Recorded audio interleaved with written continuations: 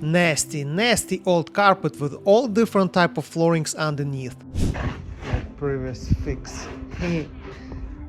Well, it worked for 2 years.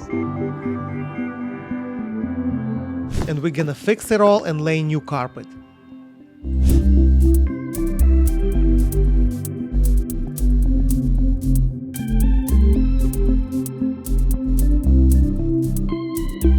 In the middle of the room you cut the old carpet with utility knife, but on the edges, unless it runs under the baseboards, you just need to pull it out. It's attached to tack strips, which are thin pieces of wood with nails or tacks that hold carpet in place.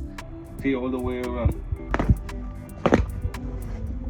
And you can reuse them for new carpet unless they rotten like some in my case.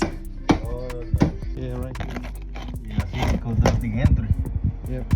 So everybody was stepping on it with the wet feet. There is technique to haul off carpet not to have two people dragging it from both ends. After rolling tightly the piece you're hauling off, on the roll itself you cut 2 strips in the middle, and on the edge of the carpet you cut few inches wide part, creating a tail. You run the tail through open pocket as those 2 cut strips on the roll and make a loop. Now you got a perfect handle to carry the roll out.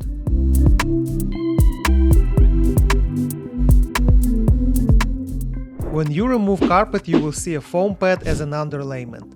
In old houses, most likely you're gonna need to replace it as well, especially if you have craziness underneath with floors requiring repairs. Underlayment is stacked to the floor by staples, so you have to remove staples as well. All soft spots in your floor need to be fixed. All soft? Yeah. Yeah, so. My case was tough one. The carpet was laying over hardwood floor that was soft and deteriorated in a lot of spots, so we had to cut it all out. Do you like demolition or not? Huh? You like demolition? Yeah, and I mean, you know, it's part of my job. To fix it correctly, you might need to remove baseboards by the walls. We even found out that it used to be a kitchen here back in the day because of capped copper lines and 220 outlet. You must have clear, hard and smooth surface before you put new underlayment and carpet. We use the same thickness plywood to fill the voids in the floor. You must be as precise and smooth as possible. Often people rely on underlayment to reduce the feeling of gaps in flooring. Even we thought we did a good job though, I could feel some tiny gaps in flooring afterwards, so don't underestimate this important part of subfloors or floors repair. Install carpet tack strips around the perimeter in the spots where they are missing. Nothing but hammer needed. The strips are pre-nailed for fast and easy installation. If you have edges with no walls like I do by spiral stairs in my house, you install around the perimeter carpet seam binder, or another names are carpet edging or carpet gripper. In general, the thickness for carpet padding shouldn't be more than ½ inch. For heavy traffic commercial settings such as hotels, you will want a thinner pad with higher density. But for residential areas, ½ inch thick carpet padding is a perfect choice. You run it from wall to wall, cutting excess with utility knife, not overlapping tack strips, and securing pad to the floor with staples.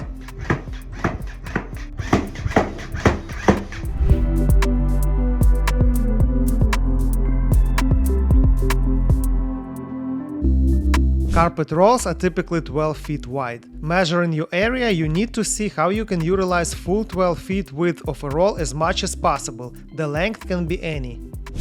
For example, my area where we lay carpet is 22 feet wide, so we measured for running carpet roll along the length of the space twice, cutting excess according to room's layout. There is little technique you can see on the video how to roll and fold your carpet piece before placing into the area, so it's easier to spread it there. Because remember, depending on layout, you might need to cut it around walls and in closets.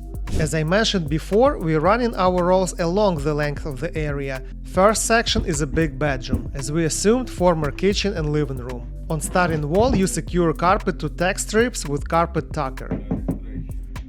Be mindful of nails from tack strip poking through the carpet, especially if you choose thin one. Generally, it's recommended to tap tacks over in walkaway areas. If carpet is properly stretched into the pins, tapping them over will not release the carpet off. Failure to properly stretch carpet during installation can lead to the formation of wrinkles over time. For small residential areas, you use knee kicker to position and stretch the carpet. It's designed to grip the carpet with teeth and then have a padded area where a user can apply pressure with their knee to stretch the carpet over a tack strip or gripper strip. Link to the tool in the description. The excess on the edges you cut with carpet knife or sharp utility knife and continue securing it with carpet tucker. On the second section of our area you can see why we are rolling carpet certain way before bringing up. Because basically we need to put it in the middle of the section first where it can take full length and then unroll the carpet two opposite ways. Now we need to join carpet rolls on the edges where they meet each other in the center of the area. It's called to seam the carpet. Try to make as clean and straight cuts here as possible. You put carpet seaming tape underneath the edges. Then with special carpet seaming iron you melt the tape so it becomes stickier as you heat it and press the carpet edges into this hot adhesive, slightly tucking it. Gradually work your way down the seam, temporarily putting heavy object over freshly seamed area.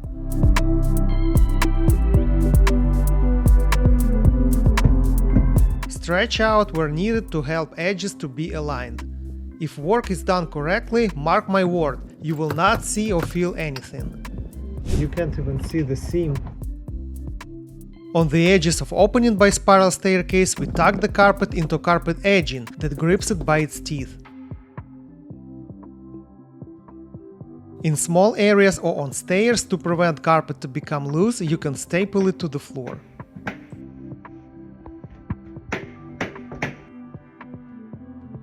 Here's where used to be a seam.